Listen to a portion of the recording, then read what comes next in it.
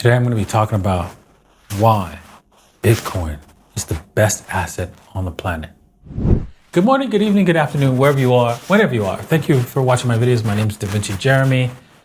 I'm in the Pipe 5x5, staying alive here in Dubai, feeling much better than I did yesterday.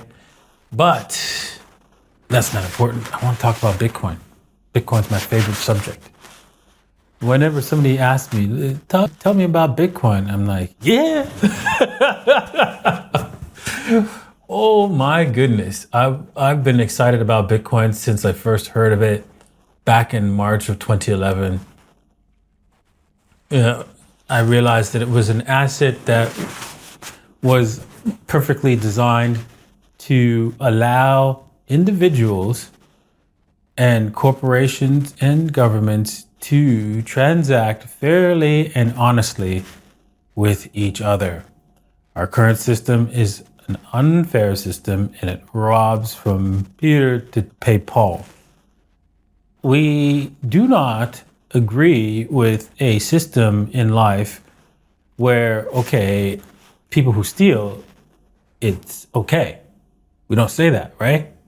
Why do we say theft is not good, right? Because, it's a squirrel, another squirrel steal from another squirrel, right? And that's one squirrel fights the other squirrel and tries to hide his stash. Why? Why is it that we've come together and said, listen, let's not steal from one another?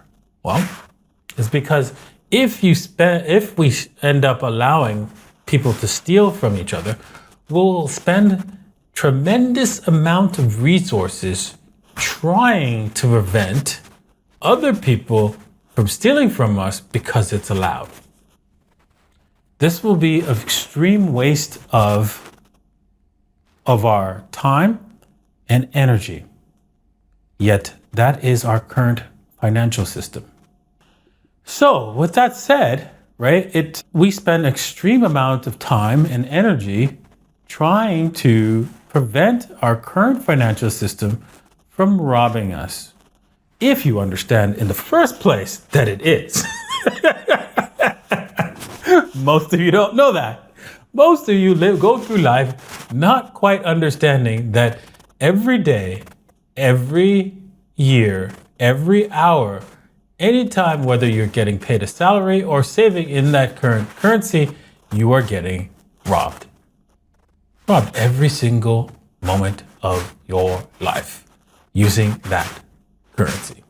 And so if you don't do something different than what they teach you in school, because they teach you in school how to be robbed by the current system. Why? Because if I can print money and make you a slave, I think it makes sense to pay the school to teach you to stay as a slave. Just seems logical. So they did that. And there you are. So that's why you do not understand how our system works by going to school. Let's move on to why Bitcoin is the best asset on the planet. Well, because it's the one asset that is a mathematical proof. You know who has what. You know that there's only going to be 21 million of them. You know that if you own one, nobody else has one. That same ownership of that one, the same one. And on top of that, you can, if you want, you don't have to, most people don't, you can actually place it in your brain and no one else can take it from you, right? It could stay there. Of course, if you die, then it stays there forever, right? No one else can get access to it if you don't share your 21 or 24 word seed phrase actually. And if you don't, have some sort of plan for people to gain access to those Bitcoins that you have stored in your brain. However, it makes it confiscatable and the fixed supply prevents other people from cheating you, knowing that you have a limited supply asset, the only asset that's limited in supply in the universe, practically. Now, you can say, well, wait a second here. We can quantify the total number of assets, atoms on the universe. Yeah. You're right. It is true, right? But we can quantify it. We don't know how much there really is. And there's a lot of other things about this that physics, that if there was more, if there's too many atoms, then they're going to collapse on each other and we're going to start the Big Bang again. But anyways, let me digress from that. And so we know that there's a fixed number of Bitcoin. And although it's fixed and it's a small number, 21 million, it is divisible. What does divisible mean? It means you can cut it into very tiny parts. It can be cut into tiny parts and infinitum. And because of that, well, it doesn't matter if people hodl, and let's just say there's only like a few hundred Bitcoin being traded. It doesn't matter, right? That few hundred can be divided by many tiny fractions. So as long as there's even just one Bitcoin that can be traded, we can still use that asset as a value exchange. And this is the fair value exchange because it doesn't steal from anyone and everybody has to work for it. Everyone. Whether you're a miner, right, producing a block, you have to work for it, or you are an individual who wants to own one and you have to work for it and buy one right now. But in the future, you'll just work directly for it. And thus, when you do that, when there's only a limited supply and everybody's working for it, you know that it has the highest value. You know that its value is fair and honest. No one can steal its value from you, ever. And that is its power, right? That no one can steal from you. That's one of the reasons why it's the best asset on the planet.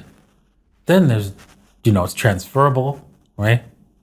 It's fungible, meaning it doesn't matter which one you own. It's all the same. You can ensure that no one can steal it from you. The beauty of this asset is unbelievable. Can you take a apartment in New York to China? No, you can't. You could take Bitcoin. Take billions of dollars of Bitcoin. You can't do that with any other asset. Any other asset is controlled, managed by the powers that be. Even oil.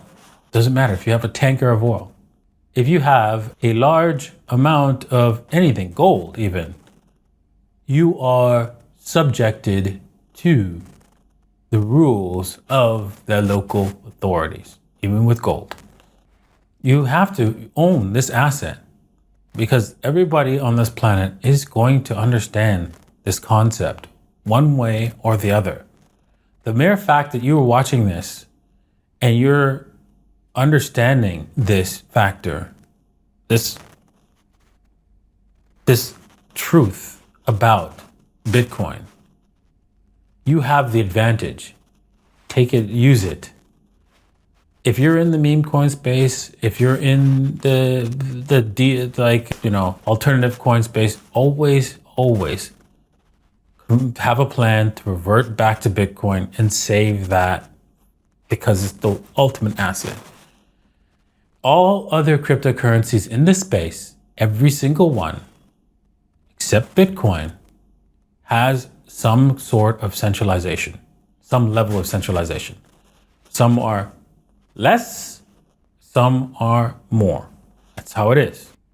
And we can debate the levels of that, but it's irrelevant. They're all the same in comparison to Bitcoin. Bitcoin stands out as a different asset, as it's completely completely decentralized.